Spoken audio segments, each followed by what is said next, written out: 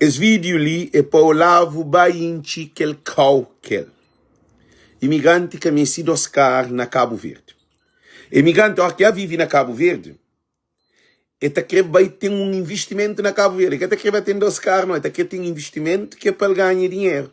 Para ter rede de táxi, para ter uma empresa de iate ou de autocarro, para ter uma oficina, loja de bem de peça, para ter como ganhar dinheiro na Cabo Verde, porque reforma na estrangeira que até dou, pode ter caro, nem na estrangeira, quanto mais pode viver na Cabo Verde, pode ter caro.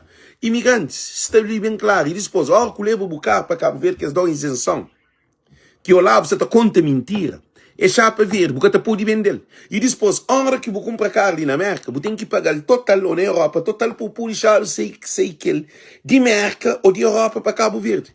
Porque nada que você depende no preço de banco, que você paga banco está só sei que é proibido um imigrante sair com carro de América para Cabo Verde, se é cá pagar. Não de que imigrante sai com dinheiro, porque o dinheiro está aqui de seus simanhos. Para manhãs são bandas de parasitas que te compra carro, que te põe gasolina, que te paga renda, comida de graça, telefone de graça, luz de graça, água de graça, tudo na custa de povo. Imigrante te vive riba de nos custa. A nós é canhões que te viste de fato, te dá país na pedra não. Ainda te vive de subsídio e te recebe montanha de dinheiro. Imigrante que vai a Cabo Verde, no que desenvolve Cabo Verde, nunca vai pedir favor não. Imigrante que vai pedir trabalho na Cabo Verde, não.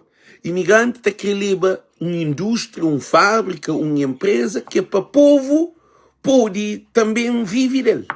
É que vai levar os carros, para ficar com os carros na garagem, cada hora está apanhando. É que aquele que vive de imigrante. Nós pensamos que alguém que tem nada a fazer, eu dizer, tudo é imigrante. Esse governo de MPD, eles pensam que tem cara e luxaria, tem cara e necessidade, bandas de homens que perdem todo, por quê?